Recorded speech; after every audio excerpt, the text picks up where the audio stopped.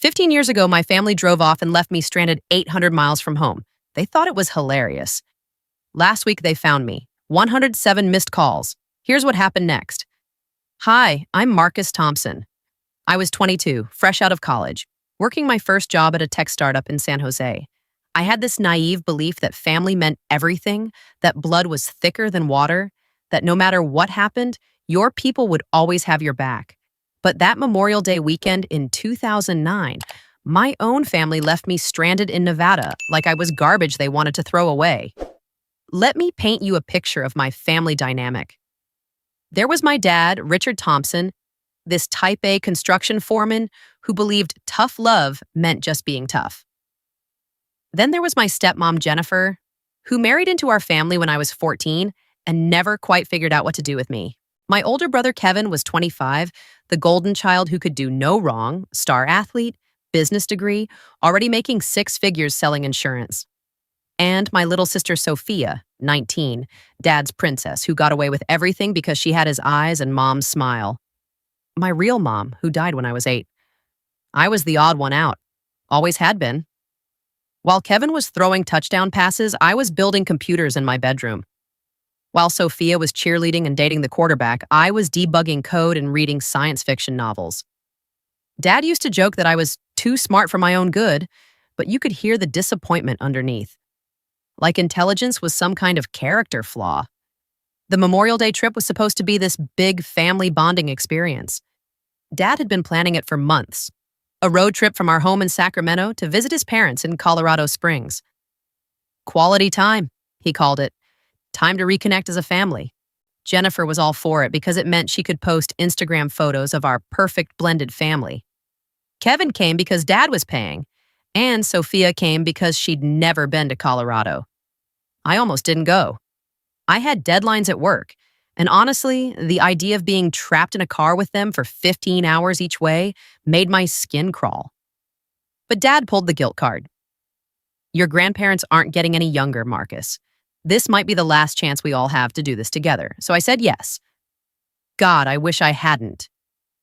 Have you ever felt like the outsider in your own family? Let me know in the comments because what happened next will show you exactly why that feeling exists. The trip started normal enough. We loaded up Dad's Ford Expedition with enough snacks and luggage for a month-long expedition. I sat in the back with my laptop, trying to get some work done while Jennifer controlled the music, and Kevin provided color commentary on every car we passed. Look at that idiot in the Honda, he'd say, or that Tesla driver thinks he's so cool. Everything changed at a gas station in Fernley, Nevada. We'd been driving for about 6 hours and everyone was getting cranky. Dad pulled off the highway at this truck stop. You know the kind, one of those massive places with a subway inside and trucker showers and lottery tickets at every register. Pit stop, Dad announced. Everyone out. Stretch your legs, use the bathroom, whatever you need to do. We're back on the road in 15 minutes. I was the last one out of the car because I was saving a document on my laptop. By the time I got inside, the rest of the family had scattered. Dad was talking to some trucker about road conditions, Jennifer was in the restroom, Kevin was flirting with the cashier, and Sophia was loading up on energy drinks. Being the people pleaser I was back then, I decided to buy snacks for everyone. I knew exactly what they liked. Dad's beef jerky, Jennifer's Diet Coke, Kevin's Doritos, Sophia's Skittles. I even grabbed some of those little coffee creamers that Dad always complained restaurants never had enough of. The transaction took maybe 10 minutes. The cashier was new and slow, and the card reader kept glitching. I remember feeling anxious about taking too long, checking my phone to see if anyone was texting me to hurry up. When I finally got outside, bags of snacks in both hands, the parking spot where we'd been was empty. Just empty. For a second, I thought I was confused. Maybe I was looking at the wrong spot. I walked up and down that row of parking spaces twice, then expanded my search to the entire lot. Our white Ford Expedition was nowhere. My first thought wasn't panic. It was embarrassment. I figured they'd moved the car and forgotten to tell me. Maybe Dad had seen a better parking spot. Or maybe they'd gone to get gas at the pumps around back. I called Dad's cell phone. It went straight to voicemail. I tried Kevin's number, same thing. Jennifer's phone rang twice, then someone picked up. But instead of Jennifer's voice, I heard laughter. Multiple people laughing. And then I heard Dad's voice, clear as day. Let's see if he can make it back. Maybe this will toughen him up. More laughter. Kevin's voice. He's probably freaking out right now. Sophia, giggling. Oh my God, this is so mean, but also kind of funny. Jennifer. He needs to learn some independence. We've been babying him too much. The call went dead. I stood there in that parking lot, holding bags of snacks I'd bought for people who had just abandoned me, trying to process what I'd just heard. At first, I convinced myself I'd misunderstood. Maybe it was some kind of joke. Maybe they were hiding and would jump out laughing in a few minutes. I waited and waited. 20 minutes passed, then 30. I called again, and this time all their phones went straight to voicemail. I tried texting. Where are you guys? This isn't funny anymore. I'm still at the gas station. Please come back. Nothing. That's when the panic set in. Real, chest-tightening, can't-breathe panic.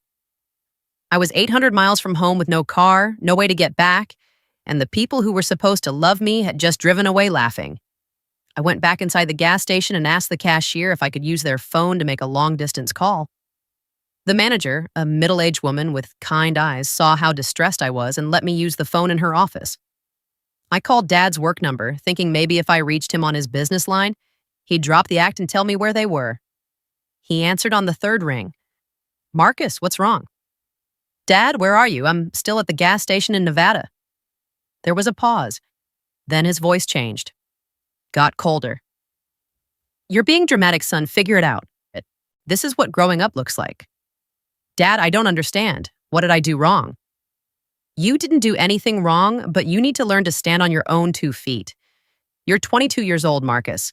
Time to act like it. How am I supposed to get home? I don't have money for a bus ticket or anything. That's your problem to solve. We'll see you when you get back. The line went dead. I called back immediately. It went to voicemail. I tried Kevin's work number. No answer. I even called my grandparents in Colorado Springs, thinking maybe if they knew what was happening, they could talk some sense into Dad. My grandmother answered, and when I tried to explain what had happened, she was confused. Honey, what do you mean they left you? Are you sure you didn't misunderstand? Maybe they thought you were following in another car. I could hear my grandfather in the background asking what was wrong, and then Grandma put me on speaker. Marcus says Richard and the family left him at a gas station in Nevada, she said. My grandfather's voice, that doesn't sound like something Richard would do. Are you sure you have the story straight, son?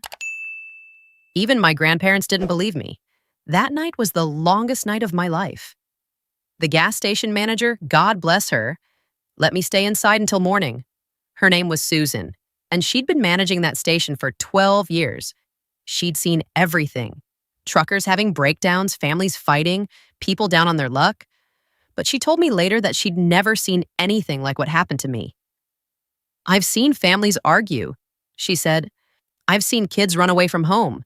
But I've never seen a family just leave one of their own behind like that. And the way you looked when you realized they weren't coming back, honey, that broke my heart. I spent the night in the break room, lying on this old couch that smelled like cigarettes and industrial cleaning solution. Susan brought me a cup of coffee and a sandwich from the deli counter. You got anybody else you can call? She asked. I ran through my mental list. College friends were scattered across the country, most of them struggling just as much as I was.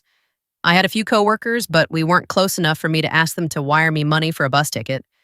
Extended family had already made it clear they thought I was exaggerating or lying. No, I said. I don't think I do. What about your job? Can they help?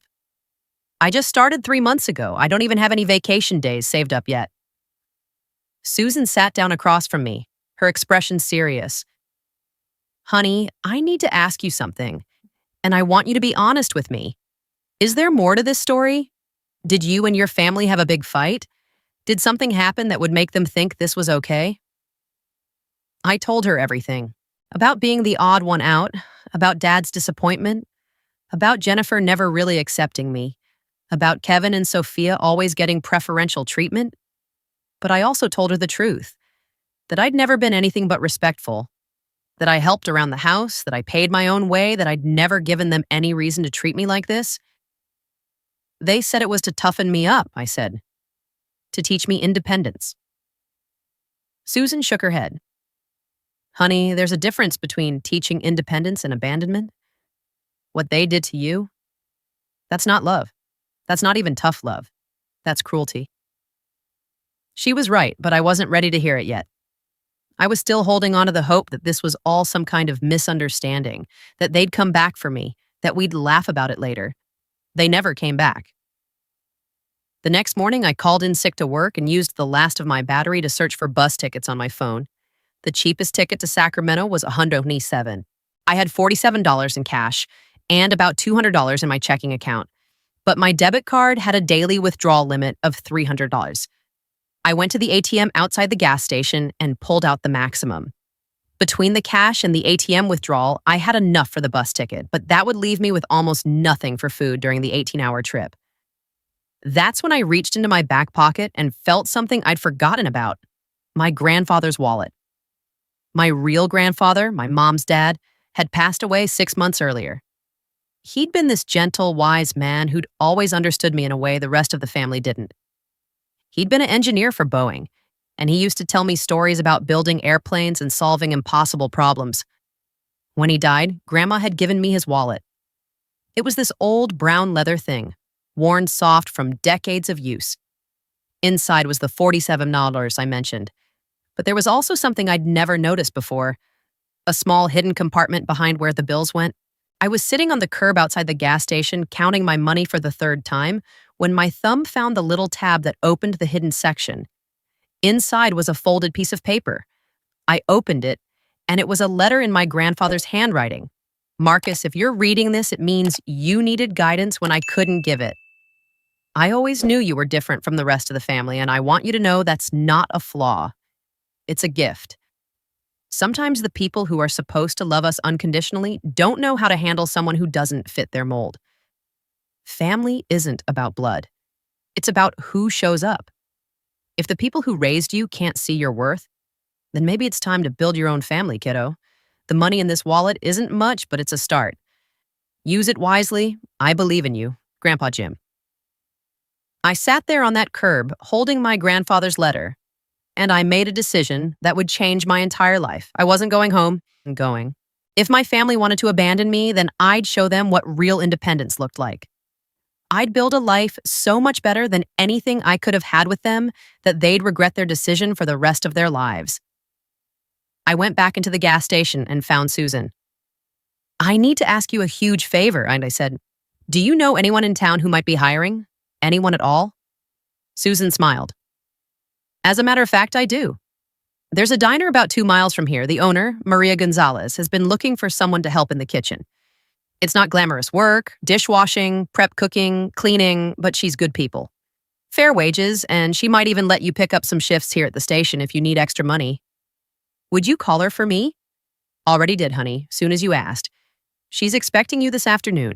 That afternoon, I walked 2 miles down a dusty Nevada highway, carrying everything I owned in a gas station plastic bag: my laptop, 1 change of clothes, my grandfather's wallet, and a heart full of determination. Maria Gonzalez was a 55-year-old woman who'd immigrated from Mexico when she was 20. She'd worked 3 jobs to save enough money to buy the diner, and she'd been running it for 15 years. When Susan called her and explained my situation, Maria didn't hesitate. You work hard. I'll give you a chance, she said. But I don't tolerate lazy. This isn't charity. You earn your keep. I'll work harder than anyone you've ever hired, I promised. She looked me up and down. This 22-year-old kid in khakis and a polo shirt, probably looking like the most out-of-place person ever to walk into her diner. We'll see, she said. You start tomorrow, 5 a.m. Don't be late. I wasn't late. I was there at 4:45 a.m., ready to prove myself. The work was harder than anything I'd ever done. My hands were soft from typing on keyboards, and after the first day of washing dishes, they were raw and bleeding. My back ached from leaning over the industrial sink for 10 hours straight. But I didn't complain.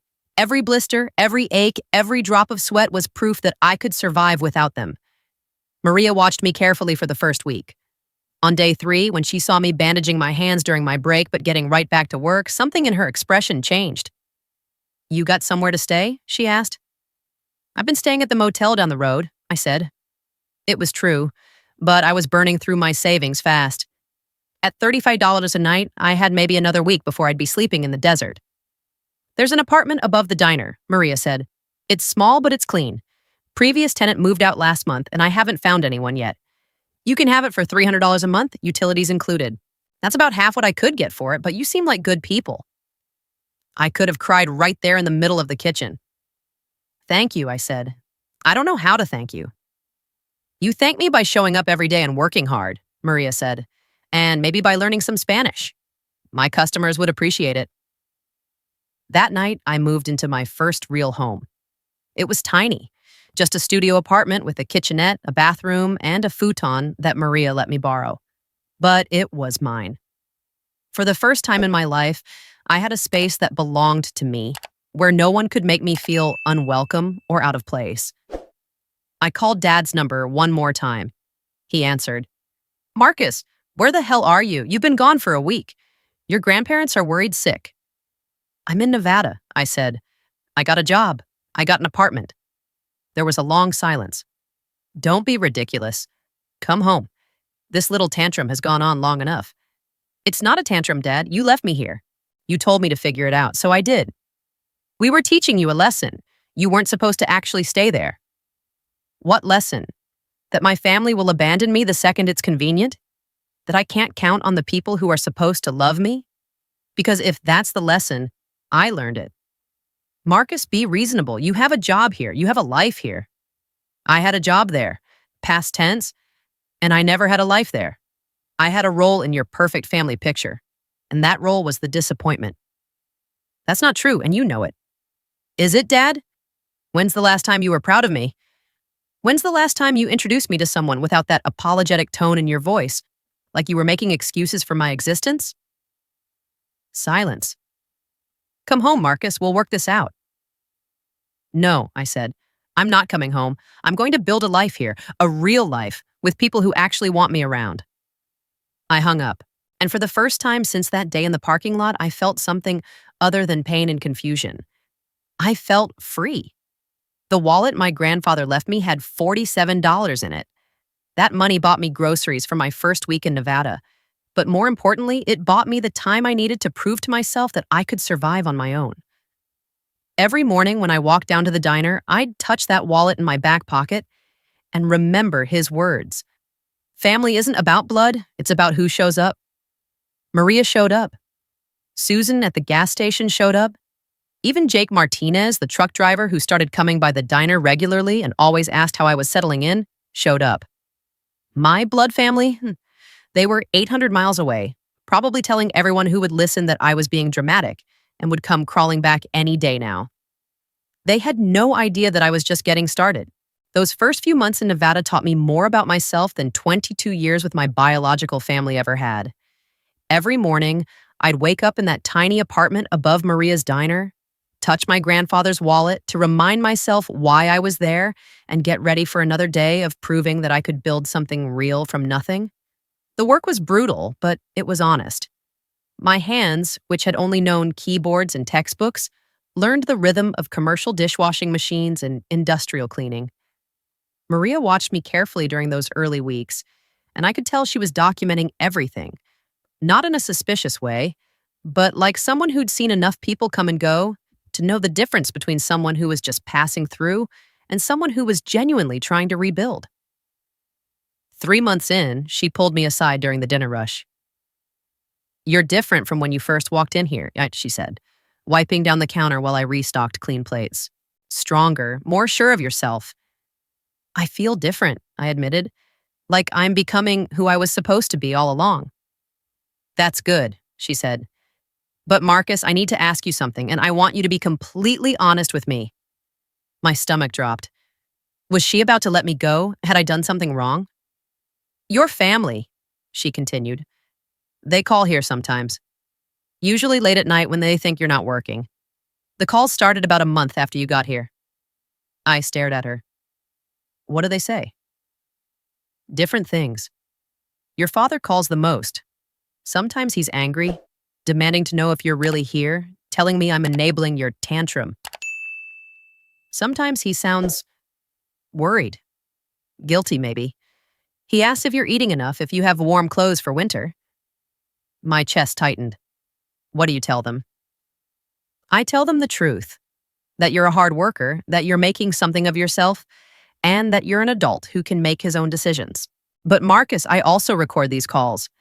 She pulled out an old cassette recorder from under the register. I've been in business long enough to know that family situations can get complicated. I started recording them in case you ever need proof of what they're really like when you're not around to hear it. She pressed play on one of the tapes. My father's voice filled the kitchen. Look, Maria, I don't know what Marcus told you, but he's always been dramatic. We didn't abandon him. We were teaching him a lesson about self-reliance. He was too dependent on us, always running home whenever things got tough. This whole Nevada thing is just him acting out. Maria's voice on the tape. Mr. Thompson, your son works 60 hours a week. He's put himself through community college while maintaining a full-time job. He sends money to his elderly neighbor to help with her groceries. Does that sound like someone who doesn't understand self-reliance? Dad's voice getting defensive. He's manipulating you. That's what Marcus does. He makes people feel sorry for him. We've been dealing with this behavior his whole life. Sir, with all due respect, the young man I know couldn't manipulate water to flow downhill. He's honest to a fault, works harder than anyone I've employed, and never asks for anything he hasn't earned. A pause, then Dad's voice, quieter. Is he okay? Is he eating enough? He's thriving, Mr. Thompson. Maybe you should ask yourself why he's doing better 800 miles away from you than he ever did under your roof. The tape ended. I looked at Maria, not sure what to say. There are 17 more tapes like that, she said. Your stepmother calls too, but her conversations are different. She mostly tries to convince me that you're mentally unstable and that I should send you home for your own good. And my siblings? Your brother called twice, both times drunk, both times angry. Kept saying you were embarrassing the family and that you needed to stop being selfish. Your sister, she called once, about 6 months ago. She was crying. Said she missed you and didn't understand why you wouldn't come home. I felt a stab of pain at that. Sophia had always been Dad's favorite, but she'd never been deliberately cruel to me the way Kevin had. She was just young and thoughtless, following everyone else's lead. Why are you telling me this now? I asked. Because it's been a year and a half and the calls are getting more frequent. I think your family is starting to realize that this isn't a phase, that you're not coming back, and people do desperate things when they're losing control. She was right to be concerned. Within a week of that conversation, Kevin showed up. I was working the morning shift preparing vegetables for the lunch rush when I heard the bell above the diner door ring. I looked up from the onions I was dicing and saw my brother scanning the room like he was casing the joint. He'd aged since I'd seen him last. Still the golden boy physique, but there were lines around his eyes and a softness around his middle that suggested too much beer and not enough exercise. He was wearing an expensive suit that looked out of place in Maria's diner, like a peacock who'd wandered into a chicken coop. Our eyes met across the kitchen pass-through, and I saw something flicker across his face. Surprise, maybe, at how different I looked. The soft college kid who'd been left in that parking lot was gone. In his place was a man with calloused hands, broader shoulders, and a confidence that came from knowing I could take care of myself. Marcus, he said, walking toward the kitchen. We need to talk. Maria appeared beside him like a guardian angel. Sir, customers aren't allowed in the kitchen. If you'd like to speak with Marcus, you can wait until his break or come back after his shift. Kevin flashed her the smile that had gotten him out of trouble his whole life. I'm his brother. This is family business. Family business can wait until he's off the clock, Maria said firmly. He's working. I wiped my hands on my apron and stepped out from behind the prep station. It's okay, Maria. I'll take 5 minutes. We stepped outside into the Nevada heat. Kevin looked around at the dusty parking lot, the faded paint on the diner's exterior, the 2-lane highway stretching into the desert, and I could see the disgust on his face. This is what you left us for? He said. Marcus, look at this place. Look at what you're doing with your life. I'm working. I'm supporting myself. I'm getting an education. What exactly is wrong with that? You're washing dishes. You have a computer science degree from UC Davis, and you're washing dishes in some nowhere town in Nevada. And what are you doing with your business degree? Selling insurance policies to people who can barely afford them? His face flushed. I'm making 6 figures, Marcus. I have a house, a car, a girlfriend who models part-time. I have a life. Do you have integrity? Do you have people who respect you for who you are, not what you can do for them? Do you wake up every morning excited about the day ahead? Jesus, Marcus, listen to yourself. You sound like some self-help guru. This is real life. Money matters. Status matters. You're throwing your life away out here. No, I said quietly. I'm building my life out here. For the first time in my existence, I'm building something that's mine. Kevin ran his hands through his hair, a gesture I remembered from childhood when he was frustrated. Dad sent me to bring you home. Dad doesn't get to send people to collect me like I'm a runaway pet. The family isn't the same without you. I laughed, and it came out harder than I intended. The family wasn't the same with me, Kevin. I was the problem child, remember? The one who didn't fit in, the disappointment. That's not how we saw you, isn't it? When's the last time any of you called me just to see how I was doing? When's the last time Dad bragged about me to his friends? When's the last time Jennifer included me in family photos without looking like she was doing me a favor? Kevin was quiet for a long moment. Look, maybe we weren't perfect. Maybe we didn't always know how to relate to you. But your family, Marcus, that has to count for something. Family, I repeated. Let me tell you what family looks like, Kevin. Family is Maria, who gave me a job and a place to live when she didn't know anything about me except that I was willing to work hard. Family is Susan at the gas station, who let me sleep in her break room and helped me figure out how to survive. Family is Jake Martinez, who stops by here twice a week just to check on me and make sure I'm doing okay. Family is Dr. Coleman at the community college, who stayed after class to help me navigate financial aid forms. Those people aren't your family. They're more family than the people who left me in a parking lot 800 miles from home because they thought it would be funny. Kevin flinched like I'd hit him. That wasn't supposed to happen like that. How was it supposed to happen, Kevin? What was the plan? Leave me there for an hour? 2 hours? How long was acceptable to abandon your brother in the middle of nowhere? We were going to come back, he said quietly. When? I don't know. Dad said we'd drive around for a while, let you sweat it out, then go back and get you. So what changed? Kevin looked uncomfortable. Jennifer said you needed to learn a real lesson, that you'd been coddled too much. She convinced Dad to drive to the next town and get a hotel room for the night. And then? And then the next morning, Dad wanted to go back for you, but Jennifer said one night wasn't enough, that you needed to really understand what it meant to be independent. So you left me there for 2 days. We left you there for 2 days, Kevin confirmed. And then when we finally drove back to get you, you were gone? I wasn't gone, Kevin. I was building a life. There's a difference. He stared at me for a long moment. Come home, Marcus, please. The family needs you. No, I said. The family needs therapy.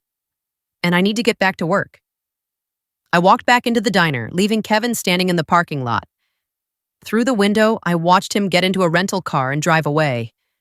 Maria didn't ask what happened, but she squeezed my shoulder as I passed by her on my way back to the kitchen. That night, in my apartment, I made a decision.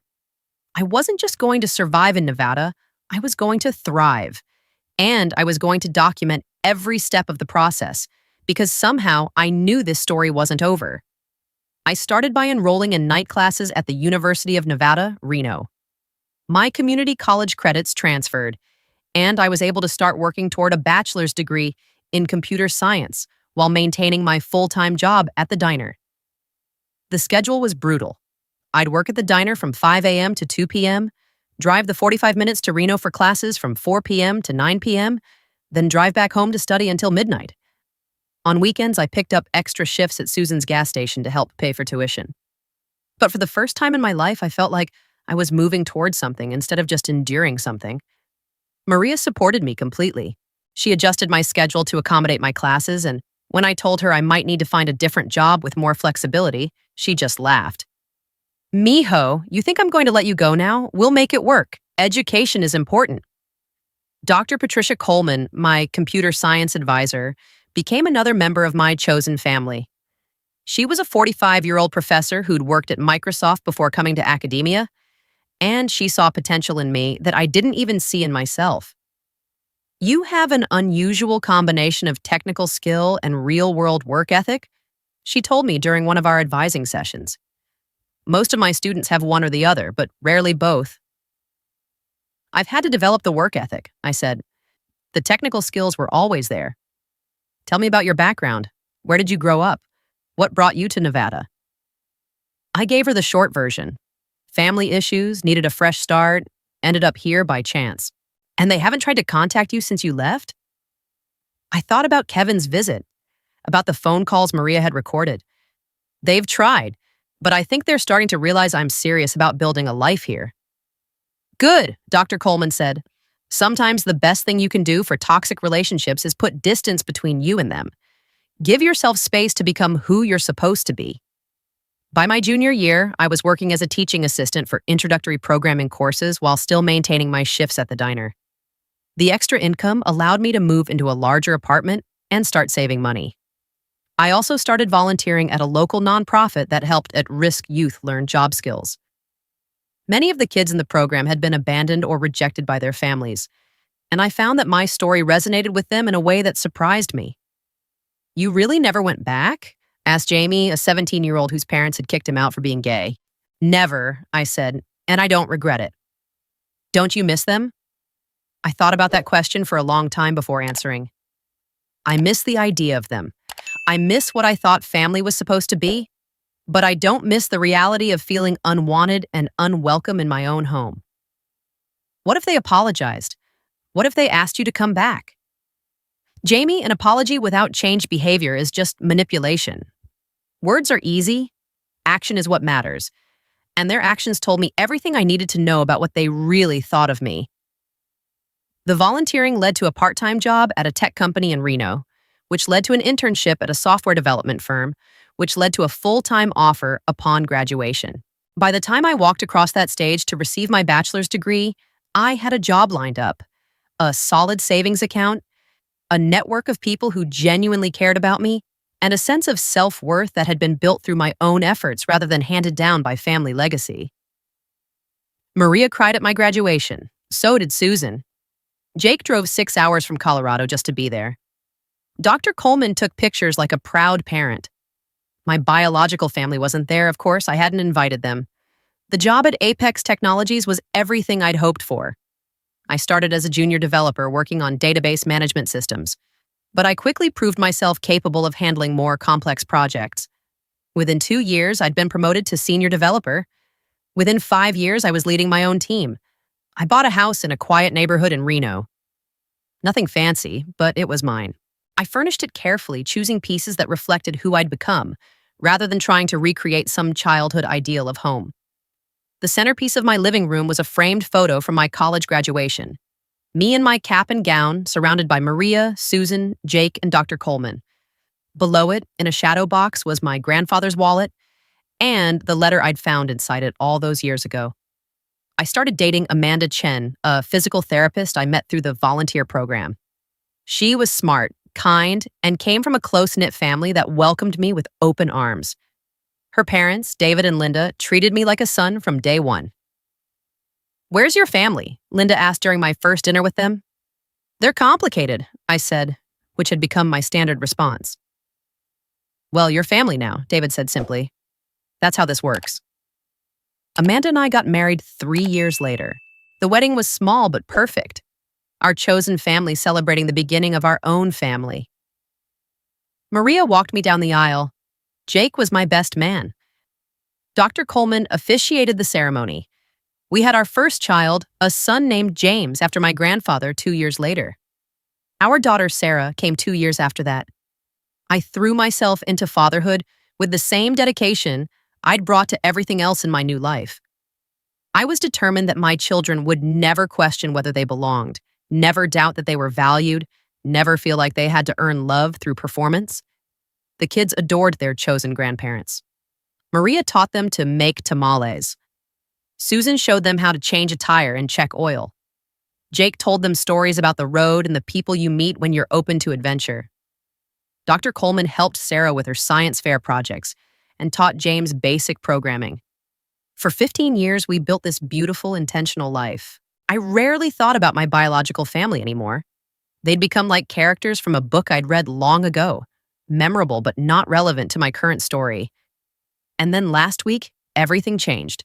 I'd been selected to receive the Community Service Award from the Reno Chamber of Commerce for my work with at-risk youth. It was a big honor. They only give out one award per year, and past recipients included business leaders, politicians, and philanthropists. The local newspaper wanted to do a feature story about my background and the programs I'd helped develop. I agreed, thinking it would be good publicity for the nonprofit. The reporter, a young woman named Jessica Martinez, no relation to Jake, of course, was thorough in her research. She asked about my childhood, my education, how I'd ended up in Nevada. I gave her the sanitized version of events, focusing on my journey rather than the details of why I'd left California. The article ran on the front page of the lifestyle section with the headline, "Local Tech Executive Turns Personal Struggles into Community Solutions." It included photos of me with Amanda and the kids, quotes from Maria and Dr. Coleman about my character, and details about the youth programs that had helped over 200 teenagers over the past decade. What I didn't expect was for the story to be picked up by the Associated Press and reprinted in papers across the country. What I definitely didn't expect was for my biological family to see it. The first call came at 6:47 a.m. on a Tuesday. I was making breakfast for the kids when my phone rang. Unknown California number. I let it go to voicemail. The second call came 10 minutes later, same area code, different number. By noon, I had 23 missed calls from various California numbers. By the end of the day, that number had climbed to 67. By the end of the week, it was 107. I finally listened to one of the voicemails on Friday night after Amanda and the kids had gone to bed. It was my father's voice, older and rougher than I remembered. "Marcus, it's Dad.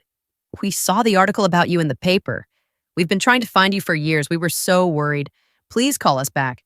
We need to talk. We've missed you so much." The next voicemail was from Jennifer. "Marcus, honey, this is Jennifer.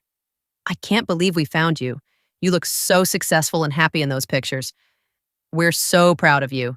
Your father has been heartbroken thinking something happened to you. Please call us." Kevin's message. "Dude, what the hell? You've been in Nevada this whole time? Do you know what we've been through not knowing where you were? You just disappeared. Call me back." Sophia's message was different. She was crying. "Marcus, I'm so sorry. I'm so sorry for everything. I was just a kid, and I didn't understand what we did to you. But I'm an adult now, and I know it was wrong. I know we hurt you. I miss my big brother. Please call me back." I sat in my study, holding my grandfather's wallet, listening to these voices from my past trying to rewrite history, trying to paint themselves as the victims in a story where they'd been the perpetrators. The article had mentioned my community service, my family, my success, but it had also mentioned that I'd overcome early challenges and family difficulties to build a life focused on helping others who'd faced similar struggles. They'd found me. After 15 years, they'd found me, and they wanted me to believe that they'd been searching for me all along, worried sick, heartbroken by my absence. But I had Maria's recordings. I had Kevin's admission that they'd deliberately left me in that parking lot. I had 15 years of silence, except when they'd called the diner to check on me or tried to convince people I was mentally unstable. Amanda found me there at midnight, still holding the wallet. "What's wrong?" she asked, settling into the chair across from my desk. I told her everything. About the calls, the voicemails, the sudden appearance of a family that had written me off 15 years ago but now wanted to claim credit for my success. "What are you going to do?" she asked. I looked at the photos on my desk. Our wedding, the kids' first days of school, family vacations, birthday parties. 15 years of genuine happiness built without them. I'm going to set the record straight, I said. It's time they learned that actions have consequences, and it's time the world knew what really happened in that parking lot in Nevada. Amanda nodded. I'm with you, we all are. Maria, Susan, Jake, Dr. Coleman, everyone who actually showed up for you. We're your real family, Marcus. Don't forget that. I won't forget. But it's time my biological family remembered something they seem to have conveniently pushed out of their minds. The truth.